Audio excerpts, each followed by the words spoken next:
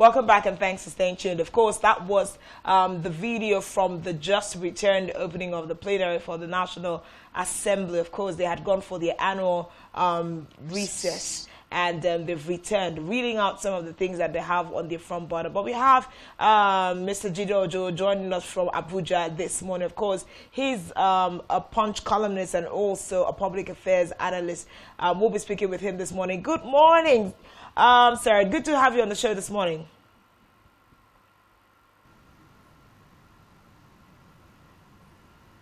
Good morning, Mr. Ojo. Good to have you on the show this morning. Okay, I hope that he can hear us. We fix that in a quick moment. My pleasure. Good morning. Yeah. Good morning. Good morning. Good morning. Okay, we also have joining us Dr. Aliyu Ilyas. I hope you can hear me. Yes, we can. Yes, you. we can. Absolutely hear you. We also have It's my pleasure. All right. We also have Dr. Aliyu Ilyas joining us this morning. Of course, he is an economist and a public affairs analyst. Serious portfolio also this morning. So we have them for the responsibility. Good morning, Dr. Ilyas. Good to have you this morning. Good morning and thank you for having me. Okay. I would ask how is Abuja this morning. I hope the tremors are not shaking you anywhere. And the federal government says we shouldn't be scared. I think it's under control. Government is doing their part. Okay.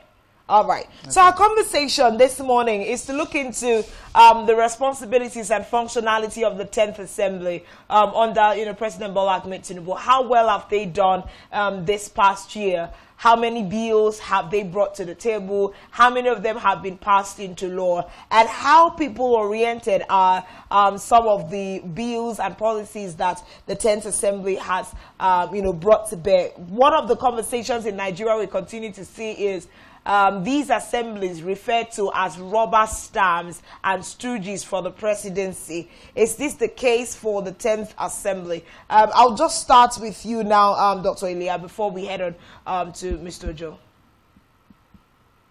Right.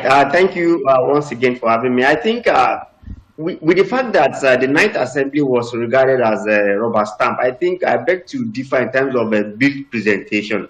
I can tell you they present a lot of bills.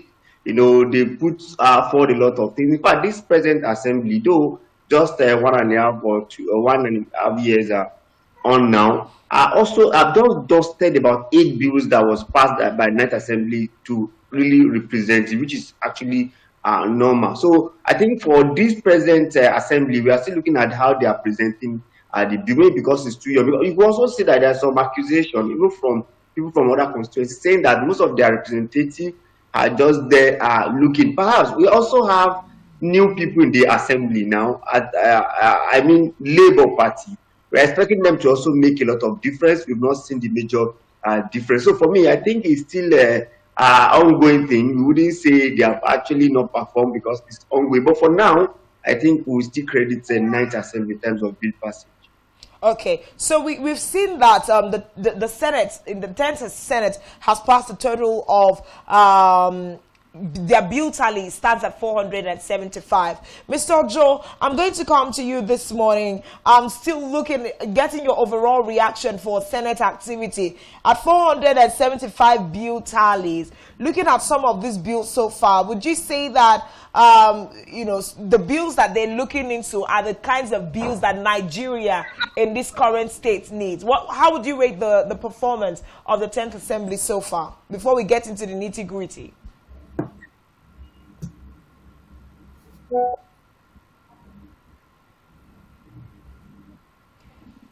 right, Mr. Joe, can you hear us?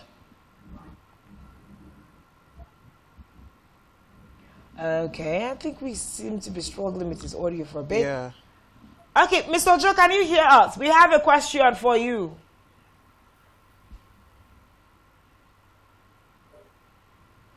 Okay, all right. He seems to be struggling. Hello? All right, Yeah. go ahead. Is that a question for me? Yes, for you.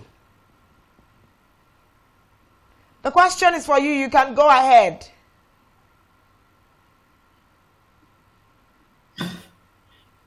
I think there is a problem with the audio of the video. Okay, but we can hear you loud and clear, so you can go ahead if you heard the question.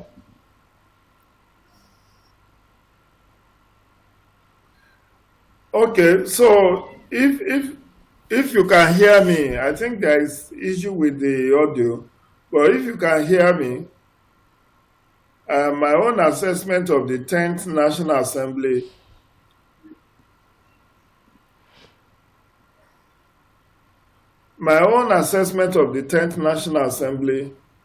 is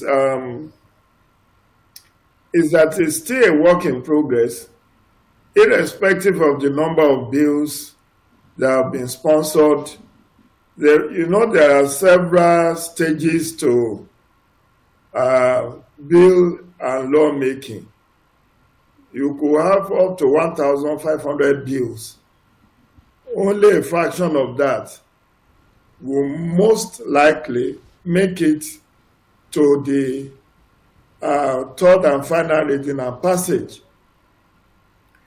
Most bills die either at the first, second, or third reading or at the committee stage.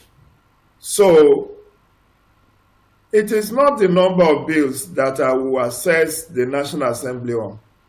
Most of the bills they have passed are executive bills, mostly dealing with appropriation laws, amendment to budget, screening ministers and government appointees, and maybe a few bills. We've seen them pass the new national anthem law. Seems We've to be seen the loudest. them pass the new minimum wage bill into law. So those ones stands to their credit. The new minimum wage and a couple of others.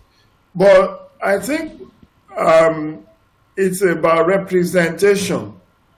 In the area of representation, they seem to have done a bit better. There are three major responsibilities of every assembly. There is lawmaking, there is representation, and there is oversight. So in terms of oversight and representation, they seem to have performed better, in my own view, than in the area of lawmaking. They just came back from 2 months recess. Don't forget that by law, they are to sit for a minimum of 181 days. So that's average of 6 months. But most of the work of national and state assemblies are done in committees. And that is where you also have oversight. They go on oversight, they conduct public hearings, they also do, they receive petitions and treat petitions from the public. So in terms of oversight and in terms of representation, I believe that the 10th National Assembly have done far more than in the area of lawmaking. But in terms of lawmaking, only very few bills, particularly private member bills, have been passed. Most of the bills have been executive bills. Take, for instance, the issue of national minimum wage bill is an executive bill. The appropriation bills, from the amendment to the budget to 2024 budget, they are all executive bills. So I will score them higher in area of oversight and representation than on lawmaking. Okay, Mr. Ojo, let me start with you with the representation, because I think that was last week or recently we saw that INEC was giving out modalities of which constituents are beginning to call back their representatives at the lower and upper chamber. So you said you feel that this 10th Assembly has been effective enough in their representation. So I would like you to walk us through the modalities that INEC has put in place. Do you feel that constituents are not satisfied with their representations at the National Assembly, and that's why they are yearning for them to be called back home?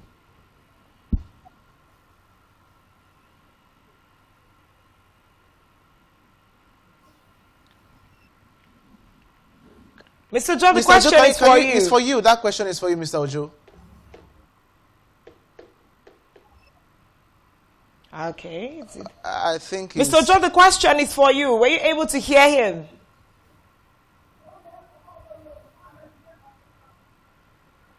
Mr. Ojo, can you hear me? Okay. You don't know how many. I understand. I'm answering the question now. I think we have issues with network. Maybe we can do phone.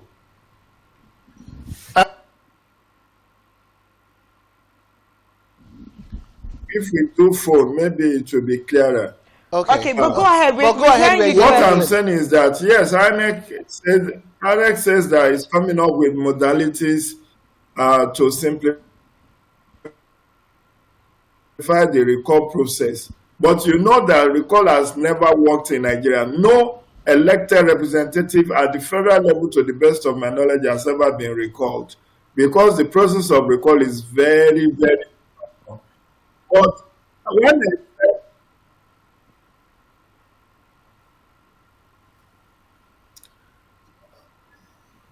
okay. I think the network is really affecting we'll probably us. just switch over to audio. We are hearing him clearly. Yeah. Seems to be struggling. But then let's just move on whilst we try to fix that and speak to Dr. Elias. So, Dr. Elias, we are still talking about representation that Mr. Joe was trying to answer. We see that, it seems that for the first time there is a stronger call by citizens to recall their representatives.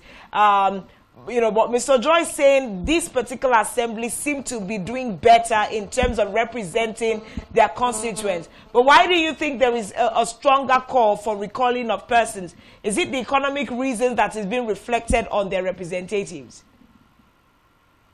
Right. I think it's part of the democratic process to recall a House of Representatives. But you agree with me that I don't think we have seen one achieve any constituency achieving that. It's a long process, but it's a call to action, I would say, because if you look at this government so far, you see that we have serious economic challenge in this administration, and it's called for a lot of questions. I think that's the background for people to start calling for a better representation. And like you rightly said, I think most of the representatives have also seen that there's more challenge and they need to do more to represent their constituency very well. But INEC actually was saying that they've not really started the process. So we look forward to them starting the process itself. It's a democracy. Let's see it working. Okay, Mr. Elias, let's go down to number of bills, and you had mentioned that you feel the 10th anniversary, the 10th assembly has actually sponsored number of bills. But I want us to look into details of the bills. Now, we do not just want to see the numbers of bills being sponsored. How people-friendly are these bills? Because we've seen that if you want to cut across several, we've seen that the new guys in the games, the new senators, for example, the senator representing Cross River South has been, sponsoring lots of bills. Now, we want to look at the details of these bills. How people-centric are these bills, and what do you think that they will pass? It will lead to passage of these bills. Right. So far, I think 25 bills has been passed, and we still have a lot of them in the pipeline. But the quality of bills have some stages before you can say they are quality bills, because ideally, we have what we call first reading, we have second reading, then after second reading we go to public hearing. So at this public hearing, it will be dissected, and when it is dissected, it will be both for private and it will come from people, concerned people. But the only thing I see that there is need for a proper advertisement like they used to do. They need to do more, whereby people that are concerned about the bill who comes up. We've seen some bill that they tried to raise, that people even raised the eyebrow on it, and it was returned. You recall that the House of Rep speaker actually raised a particular bill, that people have to say no to that bill. In terms of, is it a national anthem that whoever did not actually sing will be sentence or something. So I think Nigeria are much more educated in terms of bills, and people are looking at that. We have other concern maybe NGO or like other people that are taking a look at those bills. I think for a bill to get its passage in the National Assembly, it must have passed through a lot of process. So I wouldn't say they are not. They won't be very good bill. They will be a very good bill if it passed National Assembly, because we believe that people that are there are people who have passed through and have some experience, and they would have taken the bill back to their constituency to discuss it before it can get to National Assembly. Okay. And I would like to ask you, I would like to follow up with, the oversight part of the National Assembly. They are also started with the responsibility of oversight. Now, it looks like the legislative, the National Assembly have not really been on the oversight on executive and judiciary, because one would have thought that with the current economic situation in the country, they would have cut their recess to address most of this issue. Most importantly, the issue surrounding PIA. We've seen there a lot of issues in the Petroleum Act, that we've currently seen now. Do you think that this assembly are actually effective in the activities of the executive and judiciary in their oversight functions? Right. I think when you say oversight function, it's a very, very cumbersome area, because I actually want to hold them responsible as well, because you see that if a particular sector is not functioning well and they are getting the appropriate appropriation for them to actually carry out their activities, it is the responsibility of the National Assembly to actually carry out an oversight. But when you talk about PIA specifically, you agree with me that PIA, a lot of things in PIA have not been implemented, and it becomes so difficult. Even the NNPCL we are talking about, is it on the stock exchange? It's still not clear. And those other countries that are dealing with terms of their oil industry, I can tell you, they do not have a PIA, but they are doing well. So I think it's much more of the executive compared to the National Assembly. So I think the National Assembly need to do more in terms of their oversight. But it's when you recall during President Bukola Saraki, the Senate President, you discovered that there's a lot of confrontation between them in terms of oversight. Yes. So now, if these people go to have oversight, it's become much more confrontation. You also recall this is part of the reason why we said the Ninth Assembly they are much more of rubber stamp. Anything that the executive brings, they will just have to concur with it. But even at that, they still pass more bill, because for me, from what I've seen, I've noticed from them, they pass more bill. But I think oversight function is very, very key. As you know, every committee have responsibility to actually carry oversight. So if we don't have good implementation of our budgetary allocation, we can still hold National Assembly responsible. Okay, so I'm going to come to Mr. Jide Ojo. I'm hoping that the sound on his end is better right now. Mr. Ojo, can you hear us now? Hello, Mr. Ojo. Wow, okay, seems to still be suffering the same issue. Okay. Yeah, okay, Mr. Ojo, we seem to have your attention. Can you hear us now?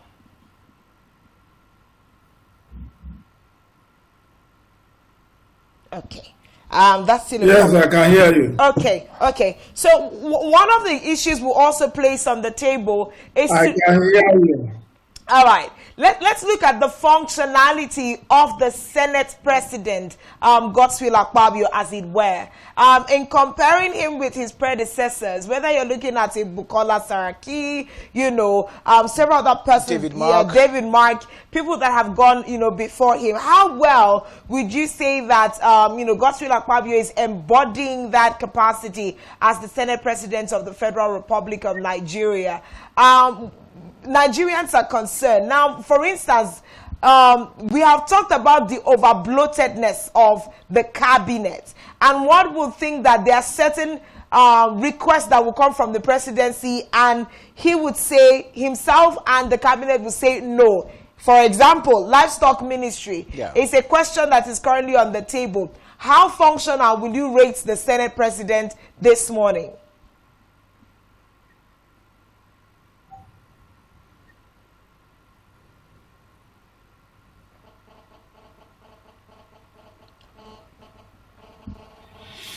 Well, the Senate President as number 3 citizen is, how he emerged. that he was just the preferred candidate of the president. So he has ensured, even without seeing it, that everything that the president is asking for, he does. But people are not very happy with the kind of expenditure framework of the National Assembly under the chairmanship of Senate President Godswill Akpabio.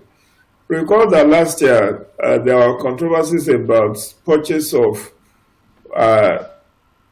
official vehicles worth 160 million per unit for members of the National Assembly. And this is in a situation where people have difficulties eating a meal in a day. Then there is also the issue of about how much does even a senator, a member of the House of Reps, how much do they earn?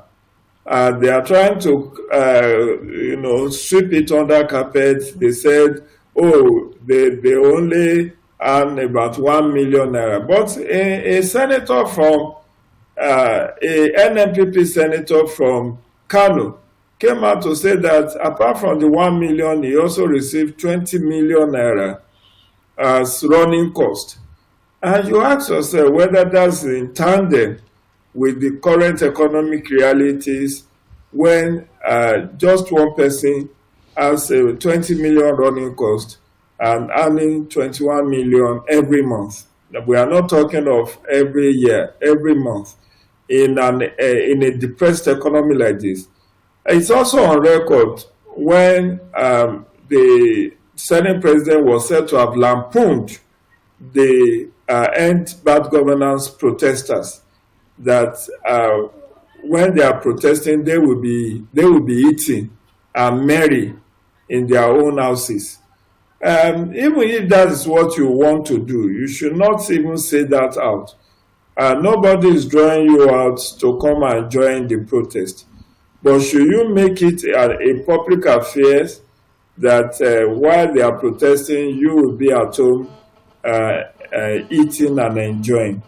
Then you look at the controversies over the 2024 Appropriation Act and the kind of insertions over how many trillions of naira insertions into the 2024 appropriation law. That also is a very bad optics for the National Assembly. Even though I'm not a politician, maybe if I were to be one, I can defend that. But situations where the political class, the political elite are living large while the majority of citizens of Nigeria are dropping below poverty line under the leadership of the President of the Senate, it doesn't look like a very good optics for me. I think they should try and do something to make Nigerians feel that they are empathetic, not just sympathetic, empathetic towards the plight of an average Nigerian. All the palliatives that they have been approving has not gone far. The rising cost of living seems there has not been any alternative to that. And I thought the whole essence of having an independent arm of government like the National Assembly is to play the role of checks and balances on the executive. But under the leadership of President of the Senate, Godswill Akpabio, there seems to be a merger of the executive and legislature because everything that the president asks, he does. And there is hardly any checks or balances on the activities of the executive. I think what is going on now is paddy. So if the executive is having very huge budget to run the ministries, departments, and agencies. They also want to have their own share, which is why they inserted trillions of naira of projects. You ask them now, where are those projects? How many of those projects have actually been implemented? The one that were raised by Senator Abdul Ningi from Bauchi, how many of those multi-trillion naira projects have been implemented? The budget for 2025 is being put together now. So I think a lot more could be done by the President of the Senate, who is also incidentally the chairman of the National Assembly. So I think they should show more empathy to Nigerians and really check and balance. Look at the issue of Port Harcourt refinery. We were told that Port Harcourt refinery will be ready in August. It is not ready. In this September, nobody has said anything about Port Harcourt refinery. And these are part of the things that, in terms of oversight, this is something that the National Assembly should have taken up and asked for concrete evidence, including having an expert team that will visit what Mele Kyari is telling them, to have an independent assessment of the level of turnaround maintenance of the Port Harcourt refinery. Rather, what we have seen is the National Assembly defending all the negative actions of this administration and just, engaging in platitudes for people to continue to suffer quietly and silently, to endure while they live large. That is not the kind of leadership I think Nigerians deserve or that they want from the National Assembly. I'm not saying they are the only one, but the whole principles of democracy and separation of power is that there should be checks and balances. There should be a call to order. We saw the rising cost of living. We saw how people could no longer live. About 3-4 weeks ago, I had to do an article in my column in The Punch asking that President Tinubu should let Nigerians breathe. We should breathe. Look at the cost of a liter of fuel, and that is what everything is tied to. I thought by now the National Assembly should have queried the president about the CNG buses that he promised, 3,000 units that he promised since July 2023. Where are those CNG buses?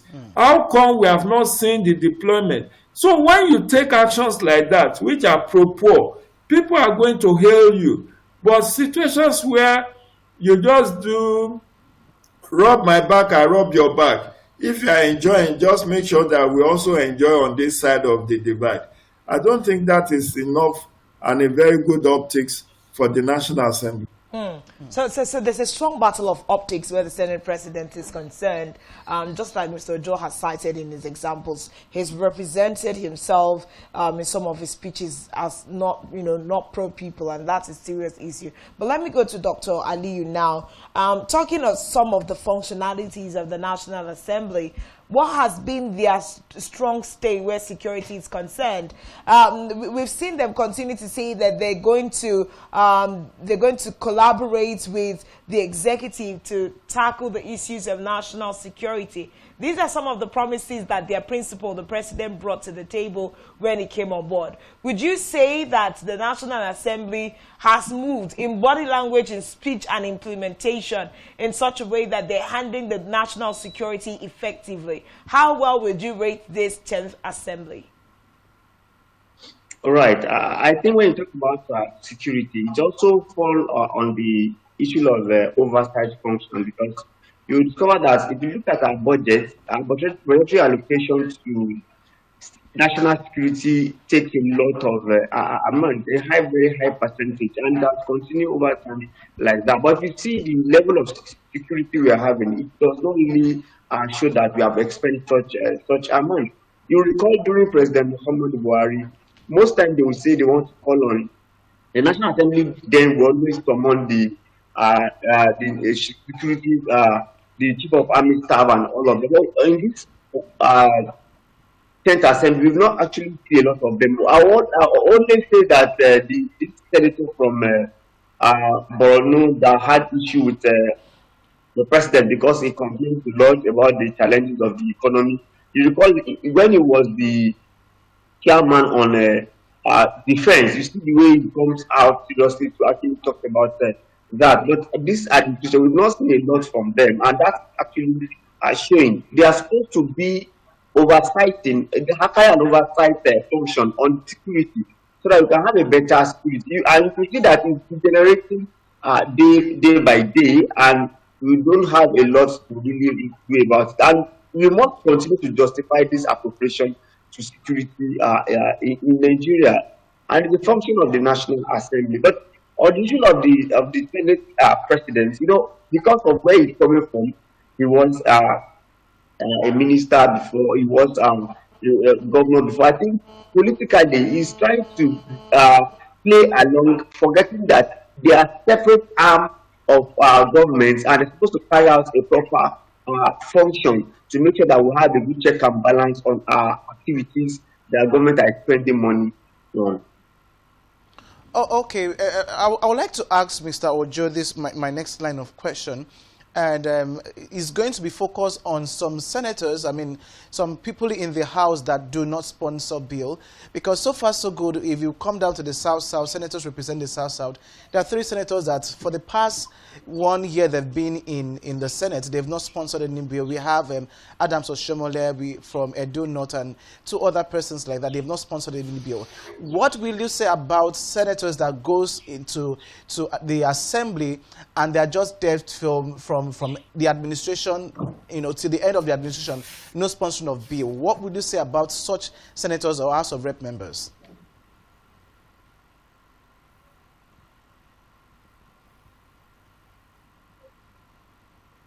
Mr. Ojo, can you hear me?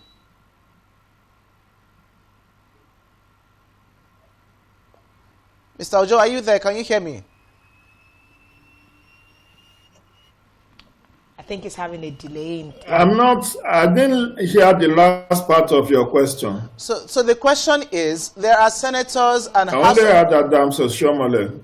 What is the question about? So I said there are senators and there are House of Rep members who just go to the House and sit without sponsoring any bill and doing nothing. You are fluctuating. You are fluctuating. I'm trying to make a sense of what.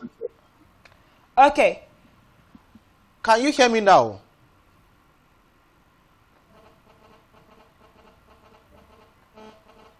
All right. Okay, that seems to be quite a struggle. Yeah. But of course, we're trying to look at the functionality of other, representatives in the National Assembly. So, Joe, let me know when you can, make sense of the question. We're trying to look at how well. Well, if I get you correctly, that there are senators or members of reps who do not sponsor any bill. Mm-hmm. Yeah. It's not mandatory for a parliamentarian to solve.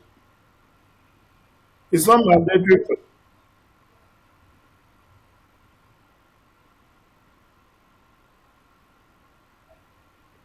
Go ahead. We can hear you clearly.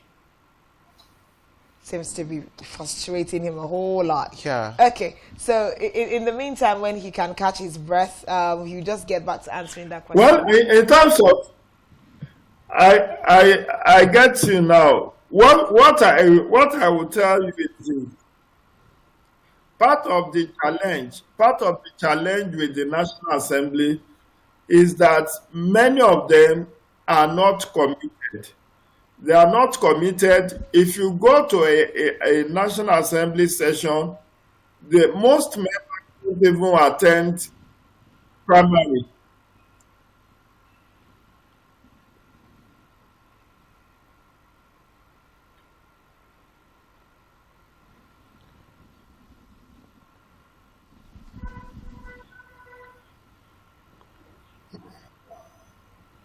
Okay. I think we'll just make Dr. Ali to take that question. Dr. Ali, can you hear us? Many of them are not attending plenaries, and they are just idle. Unfortunately, there is no power to force them.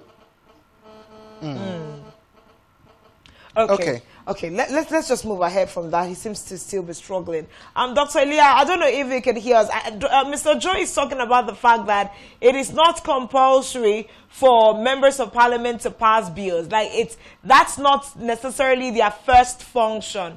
What other things, should these persons be looking at? Because people go there 4 years, 8 years, and we've never heard their voice on any bill. They didn't move one. They did not support one. They did not stand against one. And they are being paid. Yeah. So what's your thoughts on that? If these are not prevailing functions of parliament members, what are the other things that, constituents should be expecting from their representatives whilst they're there? Right, I quite agree with Mr. Ojo that it is not compulsory that every member of National Assembly should pass the bill. However, it also falls short of expectation from people from their constituents, because you wouldn't say there is no reason for a host for you to develop a particular new thing. If you cannot even pass a fresh bill, you can ask for a repeal or add something to something that is existing, because the world is changing. However, there are other representations, there are other things that actually score them high. Most of them actually lobby for their constituency, for a better road, for a better opportunities. Depends on what what the constituency actually needs sometimes, because most of them will score themselves before the constituency, even without sponsoring a bill. They could link them up in terms of the federal opportunity. Then another thing is that, like you rightly said, most people even go to National Assembly and without even attending most of the bills. Then I will also tell you that for you to sponsor a bill, that simply means you must sometimes have a good legislative aid, because those are people that actually do the work itself. So if you don't have the capacity, you expect to have aides that actually work on those things. So I think beyond sponsoring of bill, there are other benefits that a member can actually accrue or influence for their constituency. Okay, that's very serious. Okay, so just before we wrap this up, something that is on the table also is the fact that the president is moving to shake up his cabinet. If you remember very well, at the beginning of his administration, when he was putting together his ministerial cabinet, he had said it was not a promise to stay to the end. If you don't work effectively, when we look at the scorecard, you will be shown the way out. Now, this conversation has been reintroduced about 2 days ago, and there seems to be, rumors around the possibility of some ministers being dropped and fresh lobbying for some positions. What's your take on what's currently going on with regards to cabinet reshuffling for ministers? Do you think the president will actually drop some persons? Right. Ab initio, the president have made it clear that he's going to reshuffle and is going to appraise them. Perhaps even have an SC on administration who is keeping the KPI performance of the cabinet. It's not a bad thing to actually reshuffle, because if you look at the configuration of the ministers, as it were, I think it's much more of compensation, because they are not. You would say you see more technocrats or more people that actually fit what they actually give. So if you assess those people and they say, now I need to reshuffle and I need to let some people go, I think it's good, because if he actually carried that out at this point, it will establish people, and it will show that it simply means that he expects them to perform better. I can tell you point blank that there are some ministers that have performed below average, and there are some of them that actually perform very well. And also, according to Bayo Ononuga, he said some ministers did not really come to the media to say what they have performed. I'd like to disagree with him, because it's not about them coming on. If they are performing, people we doing, and like show in the administration that they actually perform them. So I think it's a welcome development for him to reshuffle and maybe change some portfolios. Okay, still on the ministers rejigging and cabinet rejigging. If the president is going to rejig his cabinet, he's still going to, run the new ministers, new ministers is going to bring on board through the Senate, through the House of Reps for interview and, interview. So do you think that this current assembly will be able to, give assent or conduct a well interview to give the new ministers, if there's going to be new ones, to the president. I don't know if you understand my line of thought there. Right. According to Mr. Ojoini's discussion, he said this more party. You recall that during the last interview of ministers, El-Rufai was dropped. Yes. And you could see the cases around why he was dropped. And in fact, we get from source that even the National Assembly heads have to go in between to go and consult with the president to know what to do. So I think this assembly cannot say no to what the president actually wanted. Perhaps if you look at the way the president is actually running the government, he knew who he wanted to change, he knew who the minister he wants to reshuffle, and I doubt if the National Assembly can turn him down. Okay.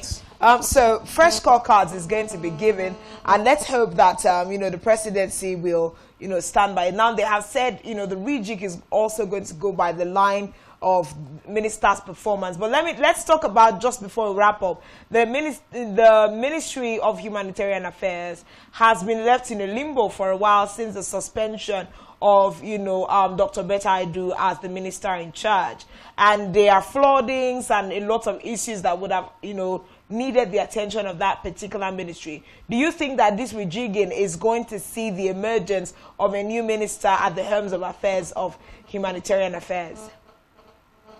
Right. As a researcher who has actually worked on poverty reduction in Nigeria very well, I think Ministry of Humanitarian and Disaster Management is very, very key to Nigeria development. And I will tell you why.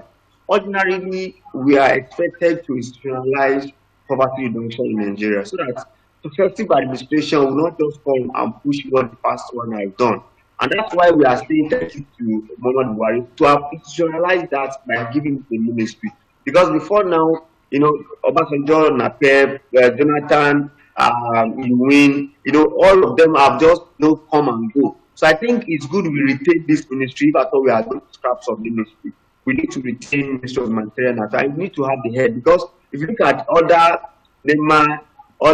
agencies that are carrying out a poverty reduction program, they need to be supervised by a minister. So it's important we maintain the Ministry of Humanitarian and Disaster Management.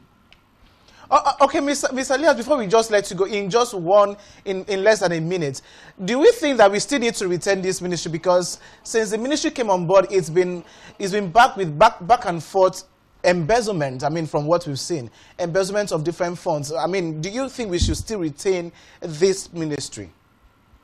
I think we should retain it, but we should restructure the process. When people are embezzling, the function of process. How does the process of appropriation actually goes? That's what, and the people that are supposed to do oversight function will go back to national assembly. Are they doing the right thing? But we need to institutionalize poverty reduction in Nigeria by making sure that ministry exists. Okay. Thank you so much, Dr. Ali Elias, for coming on the show today. Of course, looking at the National Assembly scorecard and their activities. Must say a big thank you to you for your time also. Thank you very much. Of course, great appreciations also go to... Thank you. Great appreciations also to Mr. Jide Ojo of the Punch column. Though, of course, there was a strong struggle. In the times that we had him speak, he made very salient points with regards to the activities of the National Assembly. Let's hope that Godswill Akpabio can represent himself, more effectively wherever people are concerned, and not just be a yes man to the presidency. We gave him an assignment yesterday. We gave him a constituency project. So let's hope that he delivers on the constituency project. Yeah, on bringing the Ibaka seaport, and let's hope that it stands his point. It stands his point that it's not just going to be yes sir. Yeah, he needs to be able to look objectively into the request of the presidency. But that's the much we can take on the conversation this morning. Thank you so much for being a part of Rise and Shine this Thursday morning. Until we return to your screens again, my name remains Uyai MM. My name is Ime Emmanuel. Do have a lovely day and enjoy the rest of the programs. Bye. Bye.